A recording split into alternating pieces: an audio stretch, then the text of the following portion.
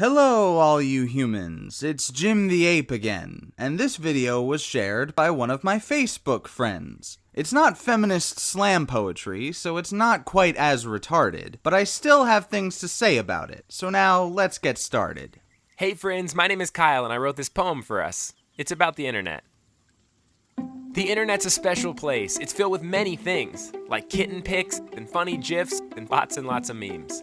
I'll stop right there to mention something that you did forget, and I'll even spell it out in case you haven't guessed it yet. A visual depiction of what happened for you to be born. It's what Avenue Q says the internet is for. My favorite thing, porn. The internet can tell you what the weather's gonna be, or how to fix your tire, or the volume of the sea. The internet can bring you books, or groceries, or jokes.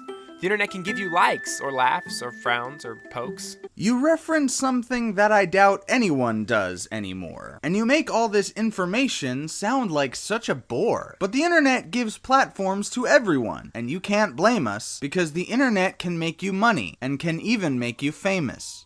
But still, with all its power, there are things that it can't do. Sometimes I can forget that, and I bet that you can too. See, deep inside, the internet is just some ones and O's. It doesn't have a heart that beats or any blood that flows. And yet it can connect you to thousands of people who do. The funny thing is, when you get to your message, I won't disagree with you. But there's something you may not address before your video ends. The internet is where antisocial nerds like me find friends. It doesn't have a hand to reach to someone who's in need. I'll stop you there again, because there's tons of charities, and most internet-based ones are just sending money electronically. But ask my friend Trish about the internet's power to help. She's disabled, and her family is living out of a hotel. It cannot dig a hole for you. It cannot plant a seed. The internet can show you all the reasons you are right. What you've just visually depicted there is called an echo chamber. I try not to live in one, but when you're small, there is that danger. The best I can do is go face to face with any dissenting opinions, and not block anyone, delete any comments, or deliberately send minions. The internet can lace your gloves, but it can't make you fight.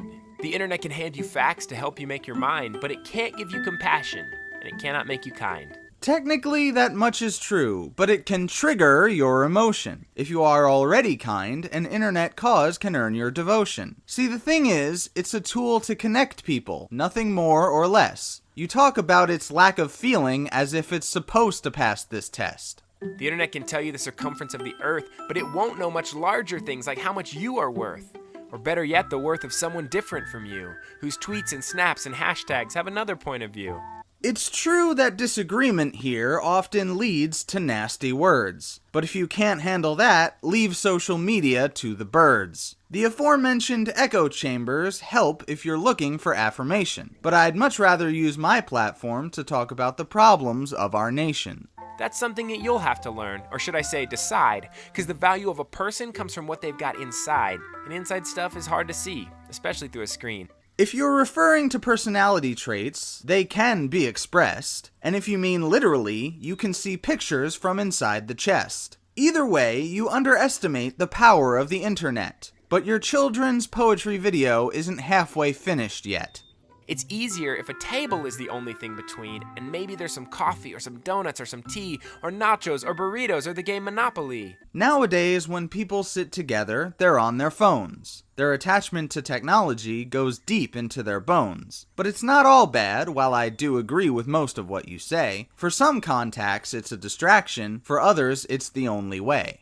See, when you sit across from someone and look into their eyes and see the freckles on their nose, that's when you realize that the person sitting across from you isn't showing you their eyes. They're sat there wearing shades, perhaps it's some disguise. And again, I'll agree that it's much better to converse face to face, but it's not so easy when some friends live in a much more distant place. That we are very different, but we're very much the same. And finding things in common is more fun than casting blame. And eating food together is a better way to talk, because it's hard to be too angry when your mouth is full of guac. You'll find that makes it flat impossible to even talk. Just like having your legs tied up makes it hard to walk. And I agree that people shouldn't hate, though I find it all cliche to say such a simple message in this child-friendly way. So next time you are battling with tapping fingertips, perhaps step back and open up a big old bag of chips. Then have your enemies over and turn them into friends. Then do that twice, then do it thrice, then do it once again. Are you conflating text debate with having enemies? Some arguments get heated, but that still sounds wrong to me. And some people, you may well find, just cannot be your friends. So all you can do is be civil till the conversation ends. Yes, the internet is wonderful, but so are tacos too, and peanut butter sandwiches and yogurt in a tube.